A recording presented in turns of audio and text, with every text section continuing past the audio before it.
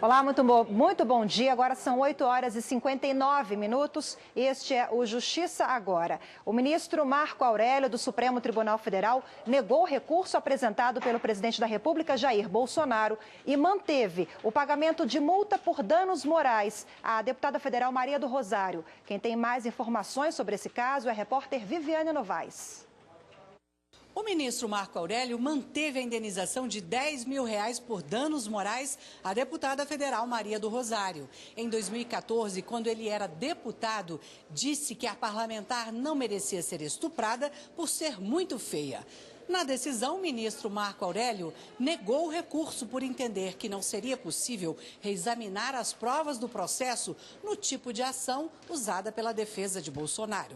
Ele rejeitou também os argumentos dos advogados de que as declarações do presidente estariam protegidas pela imunidade parlamentar.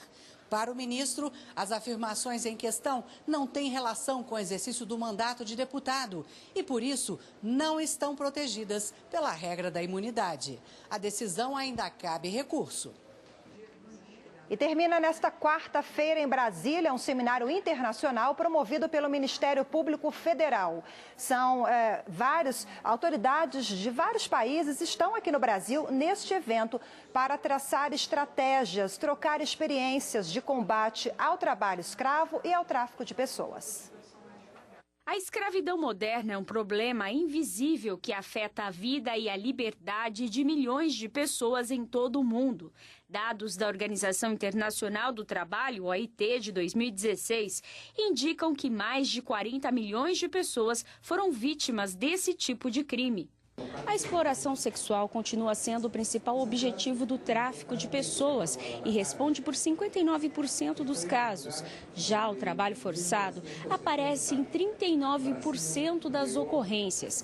Para combater esse tipo de crime, o Ministério Público Federal reuniu em Brasília autoridades de diversos países para trocarem experiências e traçarem estratégias de enfrentamento. A experiência das atuações pretéritas, das atuações anteriores, com os êxitos e também com os fracassos, permitirá identificar as luzes e as sombras do percurso para que nós consigamos evitar os erros e renovar os acertos.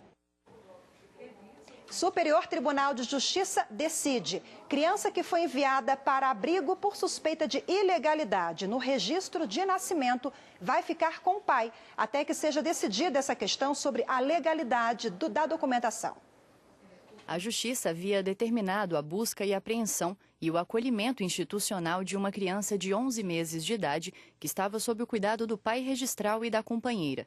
Isso porque, de acordo com o processo, há dúvidas sobre a paternidade da criança. A ação foi proposta pelo Ministério Público para a destituição do poder familiar, investigação da paternidade e anulação do registro civil.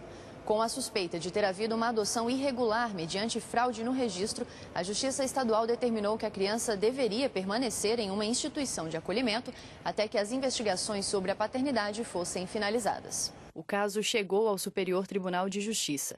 Ao determinar que o bebê deve ficar com o pai registral até o final do processo, o relator, ministro Luiz Felipe Salomão, destacou que o Estatuto da Criança e do Adolescente exige a demonstração de evidências de ameaça, mostrando que a criança está em perigo físico ou psíquico. O ministro Luiz Felipe Salomão destacou também que transferir a guarda da criança primeiro para um abrigo e depois para outro casal cadastrado na lista de adoção poderia causar danos irreparáveis à formação da personalidade na fase mais vulnerável do ser humano. Nesse caso, você vai dosar, você vai minimizar os efeitos da Lei de Registro Público, vendo se, no caso concreto, efetivamente é preferível a criança ficar com aquela família. Valdemar Martins é presidente de uma instituição de acolhimento e conta que a determinação criteriosa de mudança de lar é importante para gerar o menor impacto possível no desenvolvimento das crianças. É o rompimento de uma relação. E nem sempre esse rompimento ele não deixa de ser traumático. E o Justiça Agora fica por aqui. Temos um encontro marcado logo mais à 13h no Jornal da Justiça, primeira edição, com outras notícias do Poder Judiciário. Até lá.